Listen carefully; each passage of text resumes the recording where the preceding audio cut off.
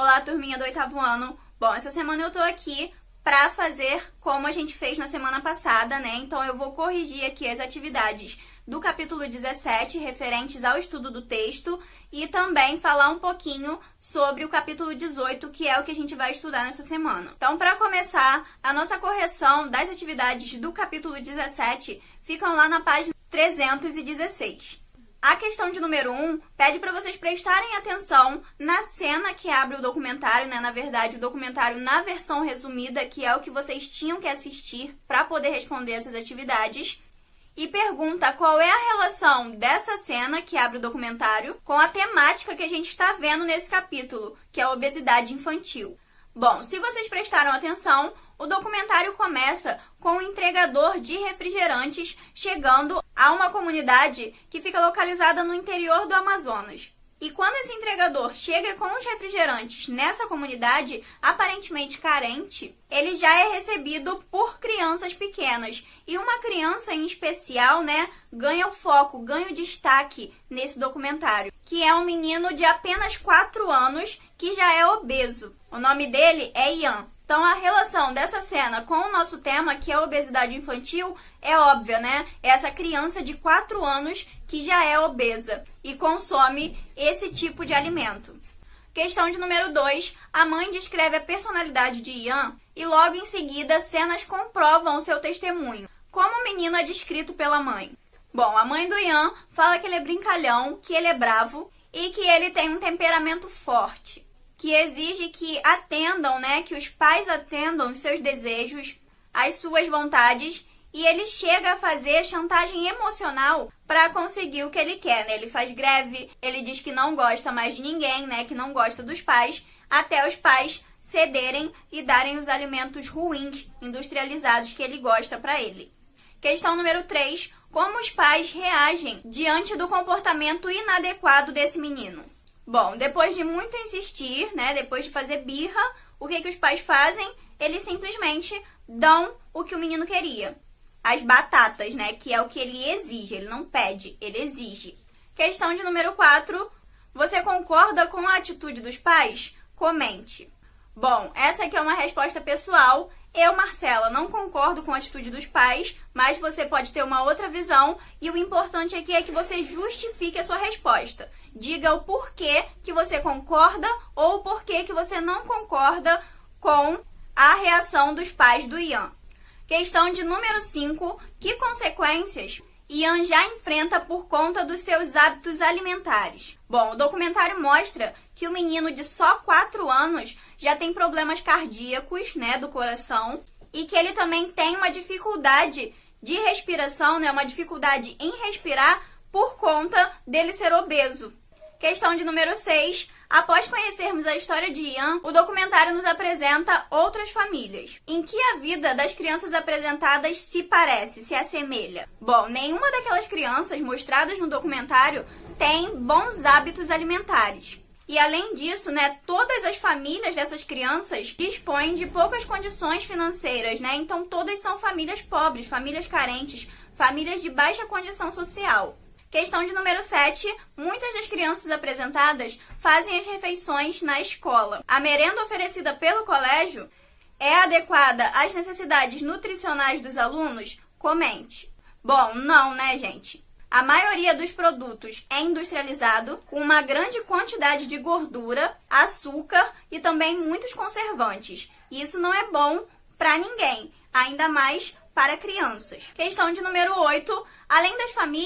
Além do depoimento das famílias, que outros recursos foram inseridos no documentário para reforçar a sua mensagem central, a sua mensagem principal?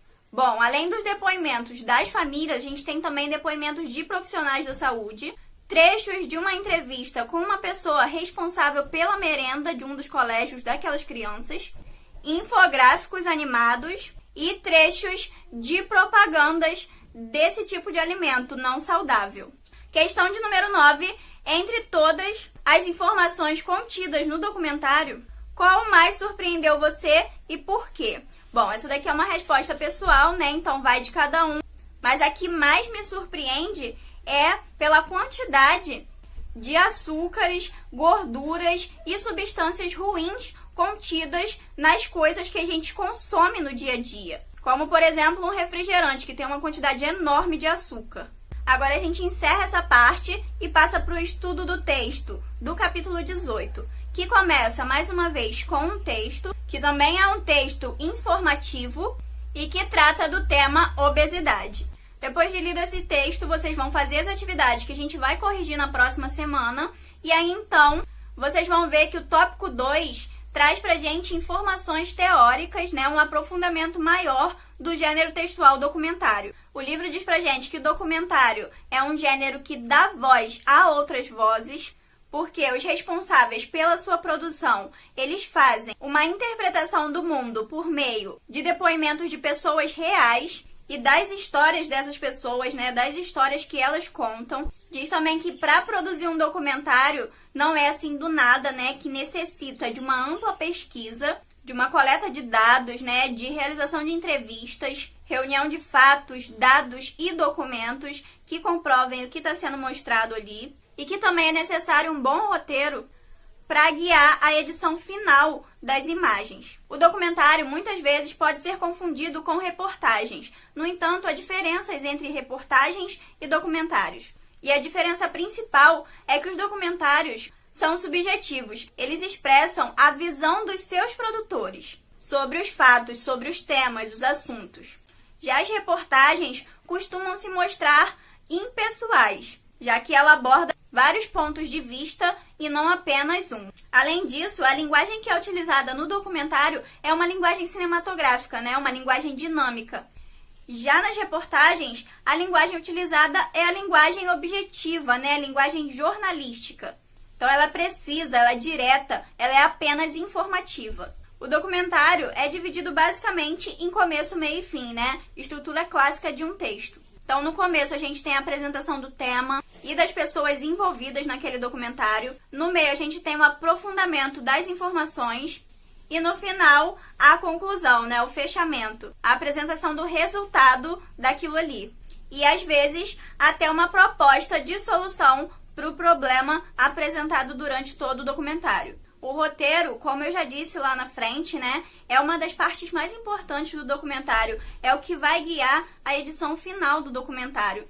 Então, para vocês saberem mais sobre o roteiro, né, sobre como fazer um roteiro, ao vídeo que o livro apresenta o link, né, ele fica lá na página 328. E logo depois vem a nossa produção textual dessa semana. Bom, a produção textual dessa semana, ela vai ser feita em partes por vocês. Por quê? Porque é um documentário, e um documentário costuma ser grande. Então, cada integrante da turma vai fazer um pedaço e, no fim, vocês vão montar todo o documentário. Para isso, vocês vão se comunicar por meio de WhatsApp ou outras ferramentas digitais, tá? E aí, cada um pode gravar, sim, um pedaço da sua casa, cada um pode conseguir entrevista com seus familiares sobre o tema, um pode ficar responsável pelo roteiro, um outro pode ser o narrador. Vocês vão decidir da melhor forma como elaborar esse documentário. O importante é que todos trabalhem em conjunto. Se houver alguma dúvida sobre a produção, deixem aqui embaixo nos comentários, tá? Que eu vou tentar responder, resolver para vocês.